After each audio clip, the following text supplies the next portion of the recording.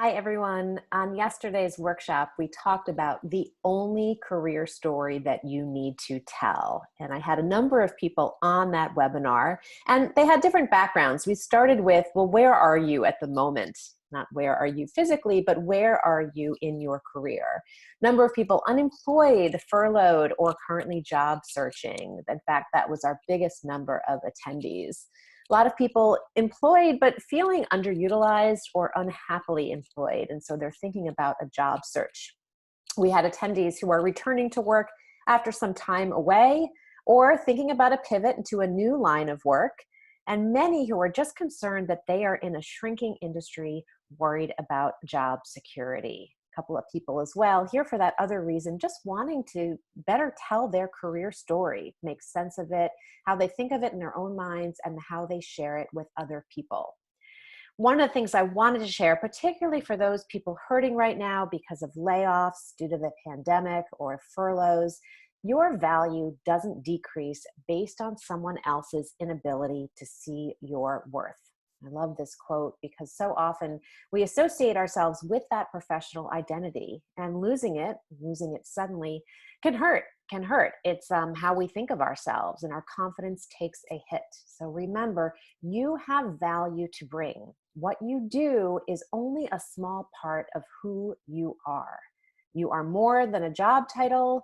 You are more than a profession. You are more than the company that you work for. You're also more than your past disappointments.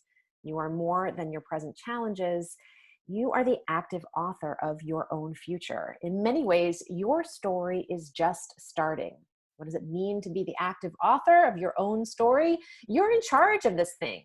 You get to assign meaning to that past story. You get to make choices in your present story.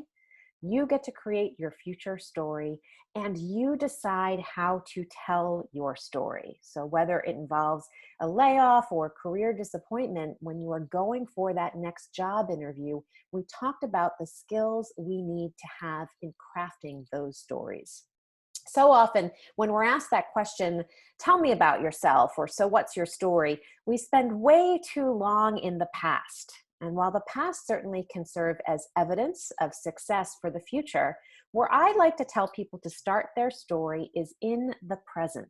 What is the present opportunity that you're looking at? And then we take that skills and experience and all of our successes from the past into the present to create that future success story.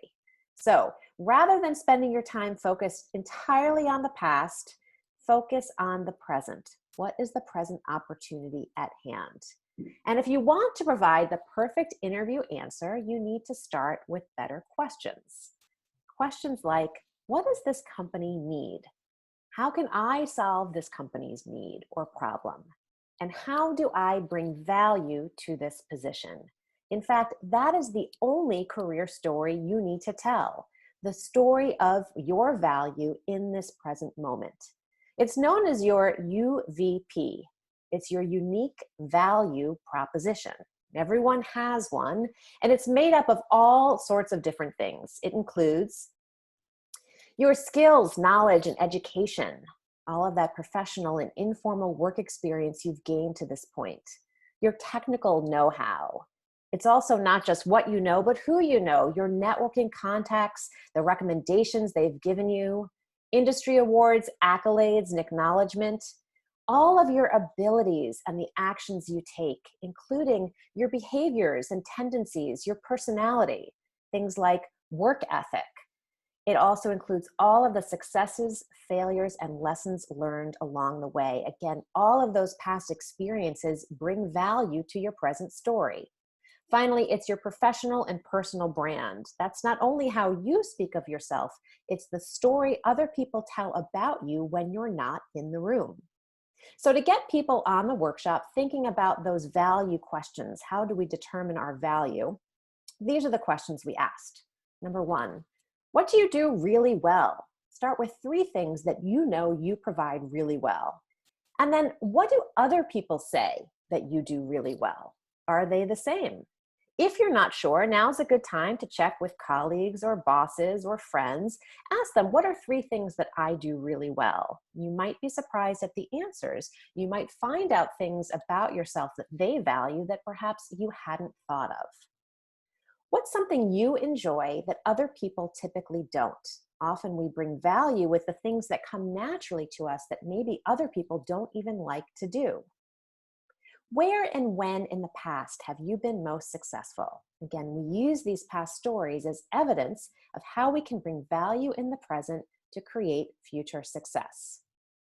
What is a unique attribute that you bring to work? Something you do differently, perhaps, from others? What is your growth potential? Now, I like to say everyone has growth potential. Where do you see areas where you can continue to grow and improve? And what can you do to add or build to your success? Maybe taking a course, brushing up on some skills, filling a gap of knowledge. That all adds to your growth potential as well. And finally, what makes you different from other candidates? This is a question often asked in interviews. Know how to answer it. What makes you unique? How might you succeed in a position in ways other people might not? Really, you're looking at what comes in the center of this Venn diagram. Your job success and the only career story you need to tell is the combination of these 3 things. What you're good at, those skills and experience you bring to the job, where your passions lie, your interests, things that keep you motivated. And of course, really the most important part, what the company needs. It's not just about you, it's about how you bring value to what they need most. What you're aiming for is this center star area.